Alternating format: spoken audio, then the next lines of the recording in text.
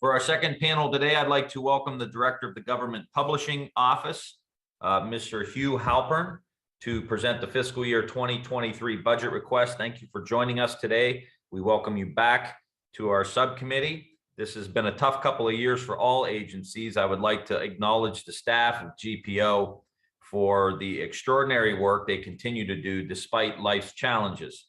Congratulations to GPO on being recognized by Forbes magazine as one of the best mid-size employers in America. This is a testament to the hardworking individuals that continue to support this body and ensure that not only this body, but all federal agencies are able to produce government documents for their customers. The GPO fiscal year budget request is $130.9 million, an increase of $6.6 million or 5.4% over what was provided in fiscal year 2022. I read in your request that this is only the second time in more than a decade that GPO has requested an overall increase. I look forward to your testimony today and hope it will shed some light on GPO's fiscal year 2023 investments, its strategic plan, and how these investments and plans will benefit Congress and the American people. At this point, I would like to yield to my colleague and friend from Washington State, the home of 5 active volcanoes, the ranking member, Ms. Herrera Butler. Where to start, Mr. Chairman? But nothing with effusive for that introduction. Consequently, the only one that has erupted in the continental United States in the last number of years is in my district. So there you have it. Welcome back, Mr. Halpern. It's good to see you here today. And I know you've been in this role for a while, but I still expect to see you like on the floor. So it's great to see you in this role. I'm sure you're enjoying it. As Mr. Ryan said, the fiscal increase for 2023 is 5.37%, and it is astounding to think that's only the second time ever that you have requested that. A U.S.-based manufacturing operation with over a dozen offices nationwide and the mission to keep America informed. The U.S. Government Publishing Office, GPO, publishes and disseminates official government publications to Congress, federal agencies, federal depository libraries, and the American public. The GPO has used the resources Congress has provided to fully embrace the technological opportunities available to effectively fulfill its mission today. However, even with these successful technological advances, GPO has not been immune to the supply chain shortages and supply chain challenges that we have seen, whether it's cost of raw materials or just the constrained labor market that our nation is experiencing right now. And my understanding is a significant portion of your FY23 request is going towards personnel and supply cost increases. So I look forward to learning more about your plans to continue its system and collection development, modernization efforts like XPub and cybersecurity projects. So with that, I yield back.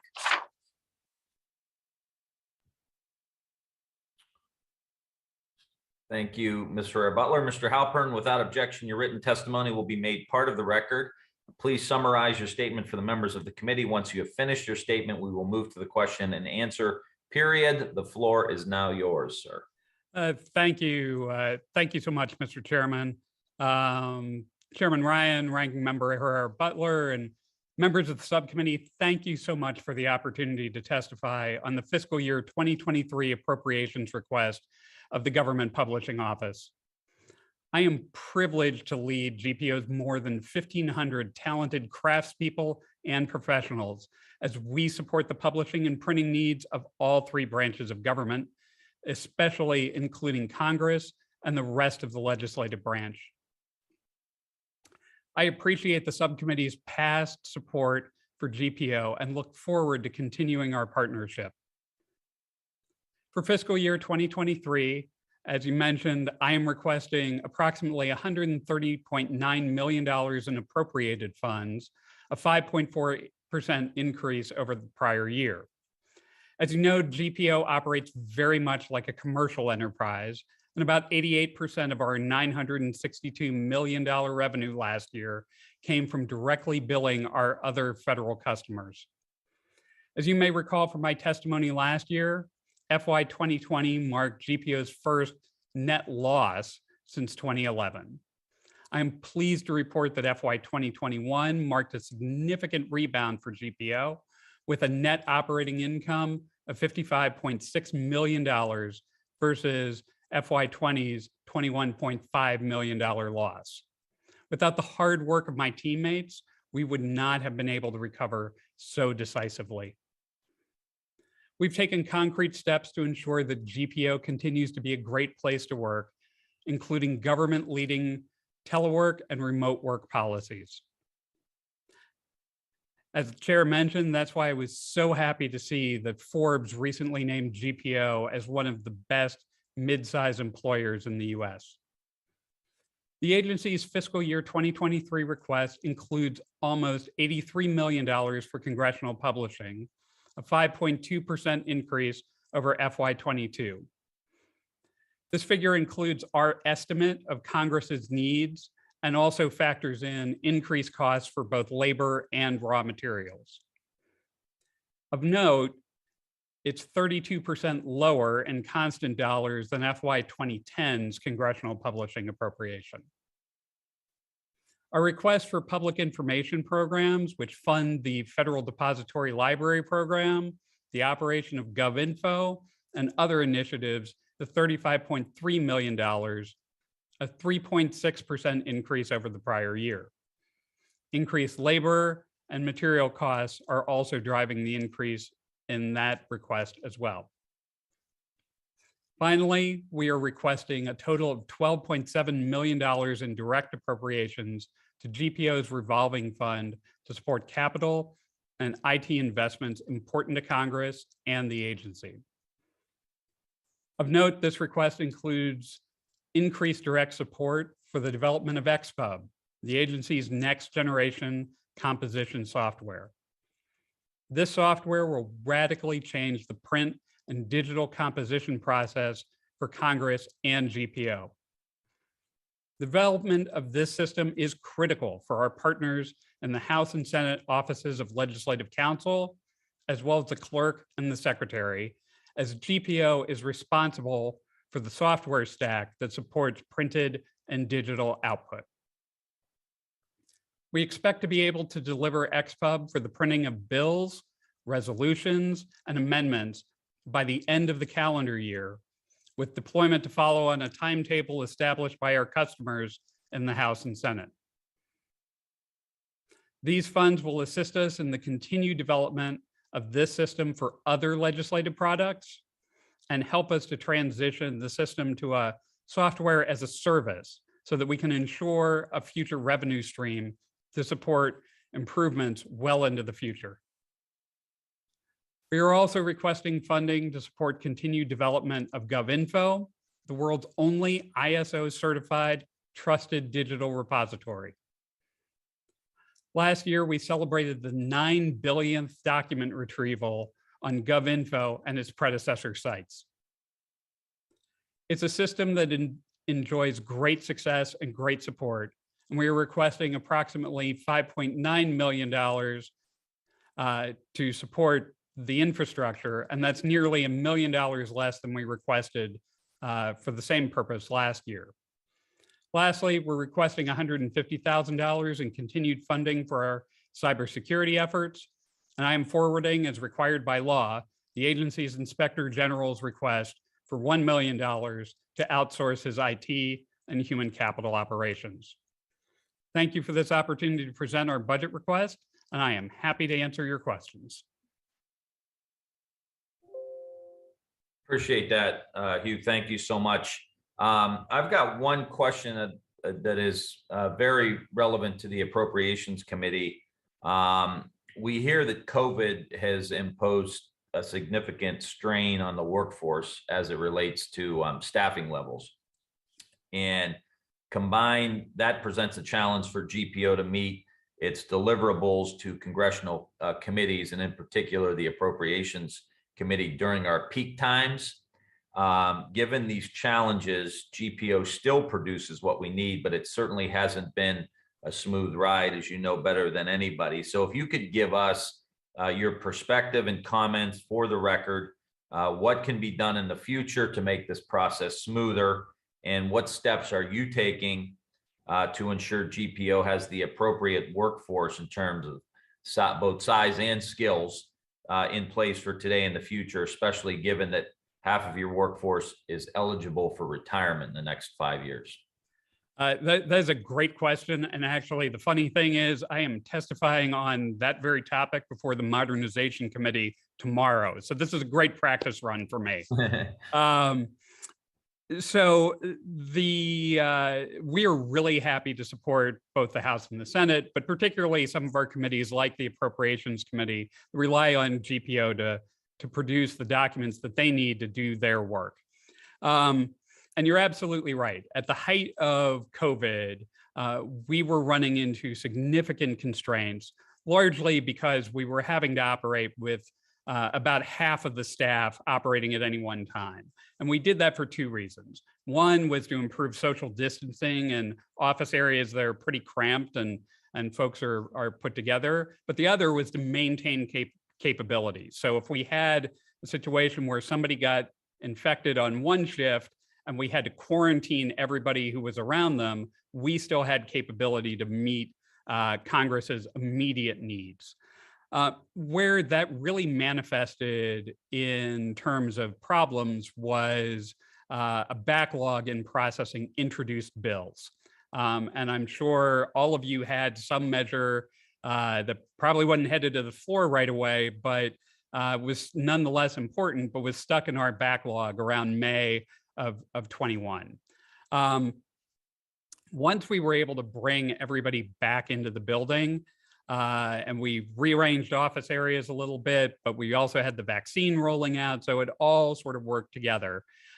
We were able to clear that backlog in a matter of months. In May of 2021, we had about 1,800 bills sitting in our bill end processing unit, and we had that pretty much cleared out by September. Today, we're close to our week-long turnaround for normal items, and then we are able to process priority items for the House and the Senate, usually overnight, depending on length and volume and things like that. So we are about at our normal service level agreement for the House and the Senate. But the issue you bring up with our labor force is probably the single most difficult issue I'm dealing with, and frankly, one of the most critical issues that we're dealing with for GPO for long term.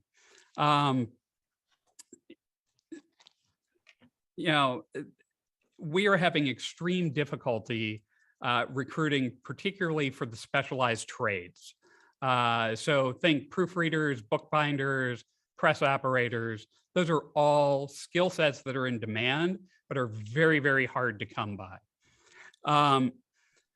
Right now, we are recruiting for our summer class of recent graduates and interns, and actually having great success there. And to give you an idea, 25 years ago, we brought in a cohort through our recent graduate program, and many of those people are the executives who sit with me at our leadership table.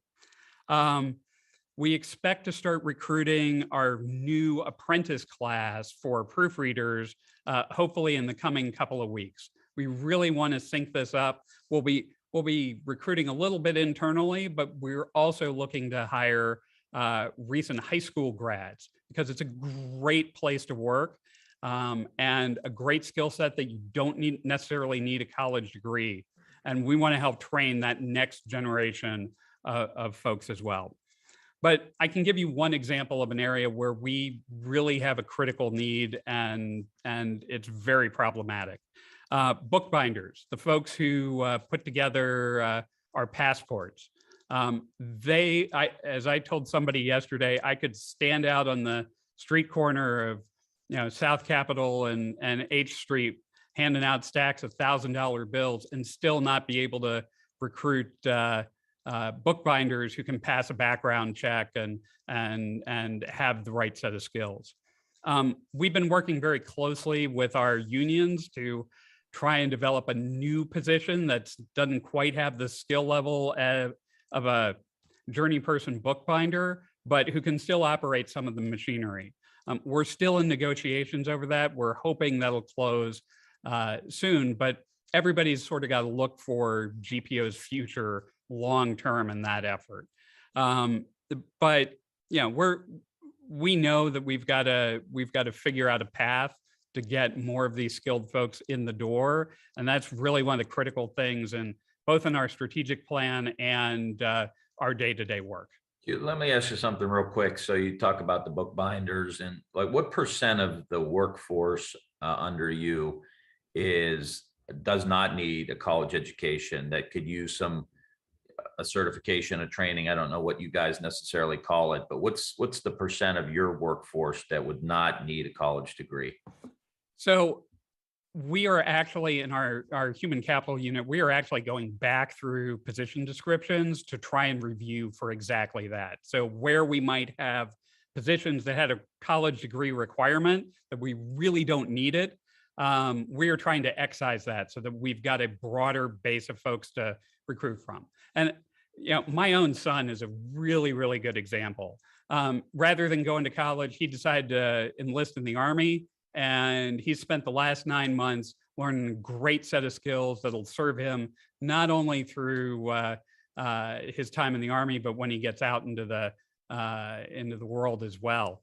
And we want to make sure we're recruiting from that group of folks, because there's a lot of really talented, really great young folks who I think could benefit from the kind of employment we offer here at GPO. To give you an idea, the way our workforce breaks down, about 2/3 of the workforce is mostly blue collar. What we've got 2/3 of the folks who have to come to work every single day. Their job is here in the building. We've got about 1/3 of our workforce, mostly white collar, who can work remotely or use telework or things like that. So that's generally the rule of thumb I use, but I can get you more refined statistics when we're done. Yeah, we'd love to see that. I'm well over my time. The distinguished gentlewoman from Washington State, Ms. Herrera Butler.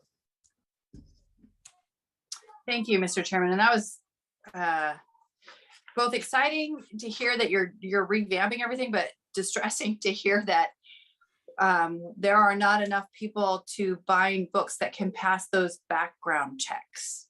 That is astonishing.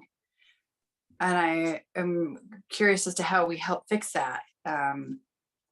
Maybe give me that real quick before I get into my more formal questions. Sure. No, and it's a problem. So bookbinders, press operators are really folks from and I think your dad was a printer. I was just gonna say, yeah, he had to switch careers. He'd done that my whole life, although he wasn't necessarily on the press operating side of it, but just industry as a whole, the bottom right fell. Absolutely. So we are trying to sort of mine for both folks who may be in a transition. So to give you an idea, we are trying to stand up a second shift on our passport operation. And we've been trying to do that since I got here 2 years ago. We're just having trouble finding the skilled people we need to get that work done.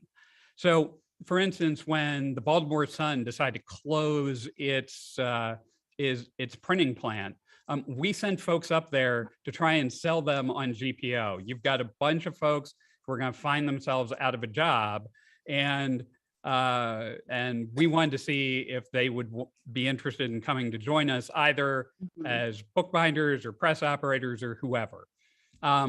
But part of the problem is if you're working over in our passport operation, you've got to have a security clearance, and it takes us a while to adjudicate like an that SF-86, clearance. like the serious one, like an SF-86, like the big deal. Yeah, Okay. You need to maintain a secret clearance because you're going to have access to all of the anti-counterfeiting features that we build for the State Department into the passport. And we've just switched over so that we're operating, so that we're only producing the new passport, the next generation passport, which is the most advanced identity document anywhere in the world. So we need folks who can sort of have access to the nitty gritty of how all of that works. And we're assured that they aren't spreading those secrets to folks they shouldn't be spreading it to. Got it. So, you know, that's just one of the complications we've got. I think we're kind of at an inflection point where the kinds of education and the kinds of work that folks are doing is changing. And we want to try and be on the leading edge of that, so we can find new groups of folks, these smart folks in high school who may not want to go to college but want a good middle class lifestyle. Get them to GPO, because that's what GPO has been doing for generations. We've been employing folks, providing that great middle class lifestyle, and giving them the opportunity to produce things of critical need for the nation. Thank you for that. And thank you for the peek into the challenges on that. And I wanted, I guess along that line, I mean, that's like human capital supply chain shortages. Could you speak to us a little bit about the impacts from the around supply chains that have caused, you know, your budget request increase? Sure. Yeah. Sure. So as a general matter, when we can get paper is a really good example. When we can get paper, it's usually 20 to 30% more than what we were paying a couple of years ago. And the question is when we can get it, because what's happened, and you may have seen this in the Northwest, there are a number of paper mills up there. They are shifting their mix of products that they make largely to cardboard. So they're supporting the Amazons and the Walmarts of the world because that's where the profit is for them. It is less so in those printing grade papers that we need for the congressional record or for the other documents that we produce. So just getting paper is really hard to do. When we can get it, we are paying a premium for that. That's shocking to me if you consider how much federal land there is in the West and the mortality of the land on the federal forest, the Gifford Pinchot, which goes up around Mount St. Helens, just to support other federal efforts. I mean, we should not be paying a premium. Especially, I have some timber companies that have had to shift in large part because they can't rely on the federal government to get access to that. But that seems like something we could help with. Well, and we would love to have those conversations with both the timber folks and paper mills to figure things out. In the meantime, we've been trying to come up with novel answers. So for instance, one of our teammates came up with an idea where we were able to take older rolled paper that we had that was meant for a different kind of press that we don't use anymore. We were able to send that out, have them basically slice that in two and extend our paper supply for several months. And it was a great example of sort of our folks' ingenuity. So we're working closely with some of the paper mills and paper suppliers. My deputy and I went out to go visit a paper mill a few months ago, and now that things are opening up again, we plan to be spending some more time talking with both our suppliers and contractors to figure out where the problems are and how we can be helpful. Thank you for that. I appreciate it. Mr. Chairman, you're back. Thanks, Ms. Herrera Butler. Next is the distinguished gentlewoman from Massachusetts, Ms. Clark. Thank you so much, Mr. Chairman and Ranking Member, and it is good to be with you, Director Halpern. I want to reiterate our congratulations on being listed as one of America's best mid-sized employers.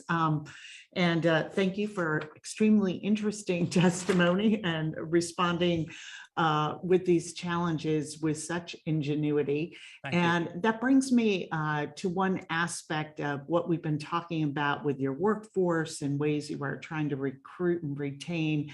With over half of your staff reaching retirement eligibility in the next 5 years, what are you doing to retain that institutional knowledge? What sort of plans are you making around that? So that's a great question. That's actually one of the key elements of our strategic plan as we talk about how we develop the workforce. It's how do we create an environment where folks want to continue to work here at GPO.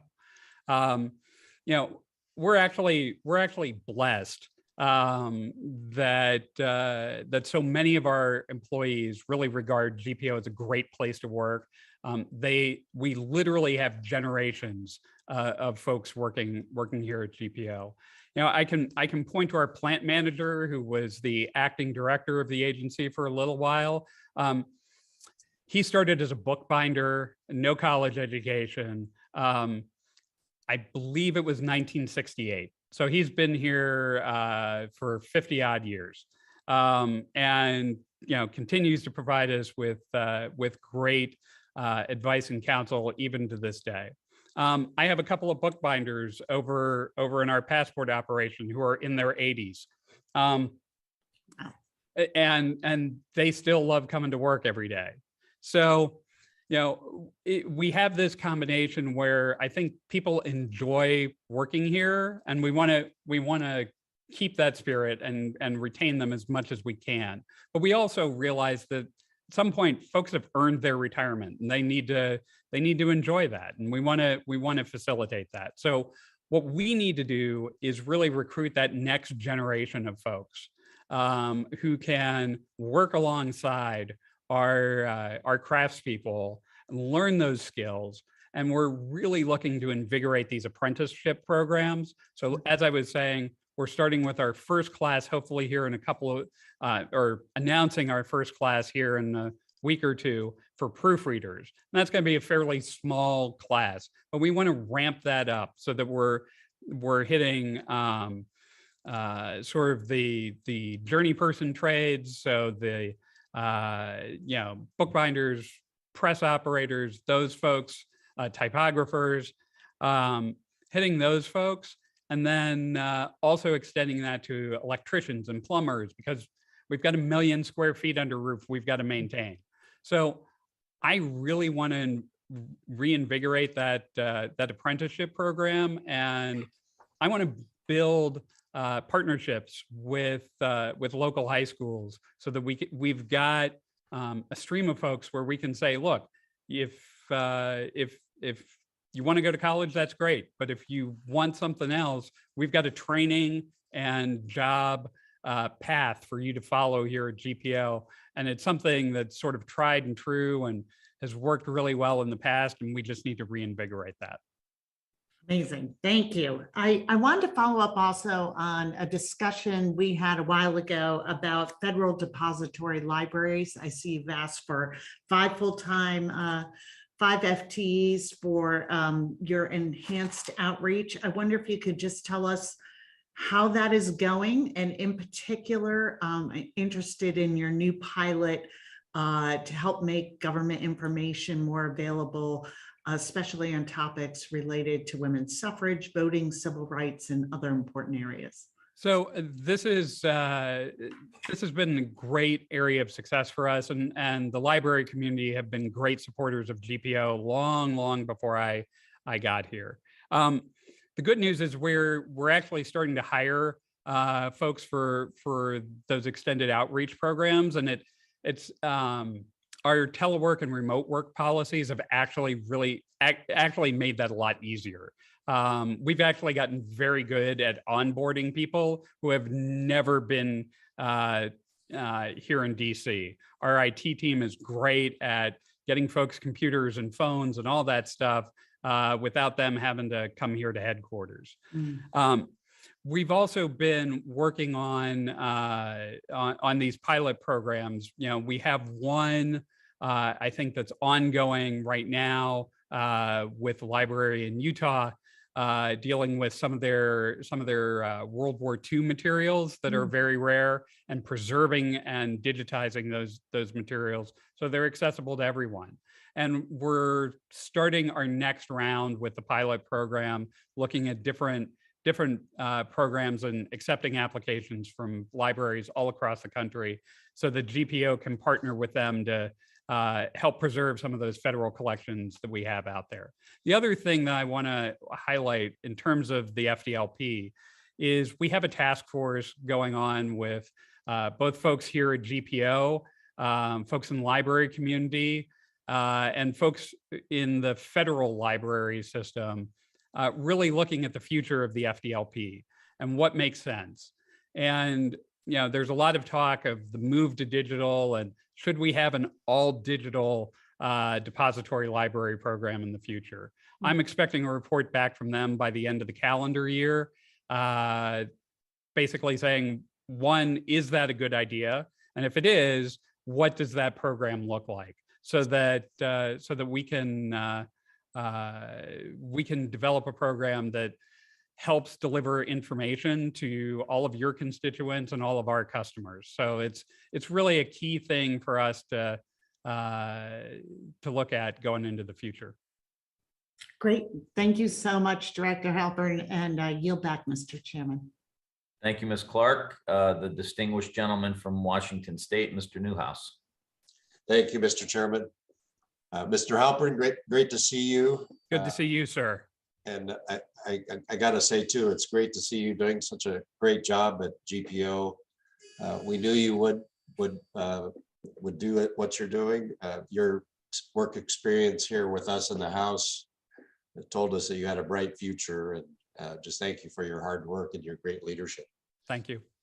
In your budget request, you talk about the GPO completing the planning and procurement on the USLM, or the United States Legislative Markup, which I understanding is a project to remodel bills and resolutions into a new format. So I'd like to have you give a little more insight into that, what you expect to complete in this fiscal year. And also, I don't know if this is the right venue or if you're the right person to ask this question, but I think several states besides Washington do this, and it seems to me it would be good for the Congress to do it as well. When a bill is introduced that modifies existing law, it would, I don't know the right term to use here, but it would kind of be shown in a red line format so that we can see what language is being deleted or amended.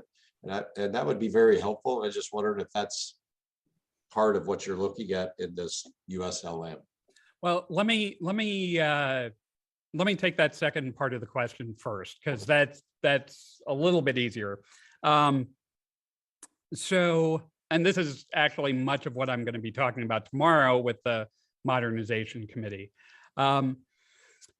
So when we were a much smaller country, we made some poor decisions when we decided how we were going to construct our system of laws, and more importantly, how we were going to construct our system for changing those laws.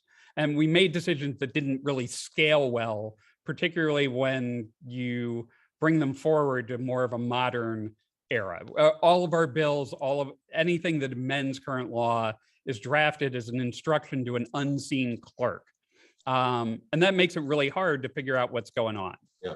So the good news is, and I can't take full responsibility for this, this is really a clerk project, but the comparative print project will provide you the kind of view of a bill that you're looking for. So and I know that the clerk is anxious to get that rolled out to members. I'll let her talk about the timetable for that, but I've seen that system develop since basically you may remember the Republican conference where we adopted that rule from Mr. Posey that really spurred development of that Right. system. Right. And I've really got to hand it to the clerk. She and her team have really put that together through successive clerks to really develop a first-rate project on that front. Good. USLM refers to a much larger project that involves not only us in the House and the Senate, but everyone who might deal with legislation or regulation overall. And so one of the things to keep in mind is when we first switched over to digital typesetting in the early 1980s, that was based on a purely proprietary GPO system where all we could do was really, it described how these documents were supposed to look. The data wasn't particularly useful any more than that. And the best way to sort of see the poor effects of that are if you or your staff are trying to, I don't know, edit a passage from a bill in Word just to share with Ledge Counsel or somebody else. Whether you're trying to just copy that out of a PDF or use GPO's provided display of the plain text, they're terrible. They're awful. They're hard to use. I feel like I need to apologize for it every single time I talk about this. And it's been around for 30 years.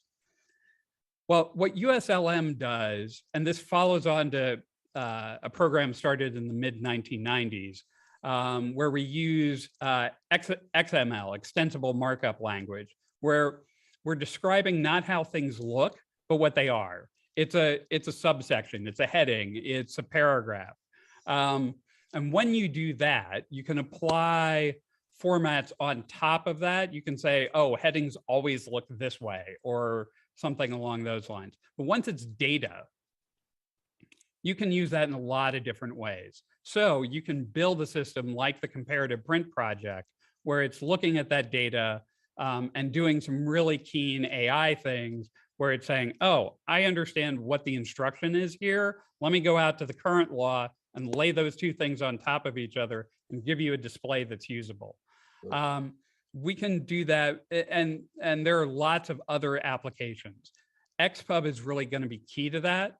So what happens now is when you go to Ledge Counsel and they say, Mr. Newhouse, here's your bill, and they hit Control P to print, it takes a file that's drafted in XML, sort of the precursor to USLM, translates that back into GPO's typesetting codes, and then another program that was created by GPO translates that into what we call PostScript, which is a page description language. And then Adobe Acrobat takes that PostScript and produces that PDF that you see on the other side.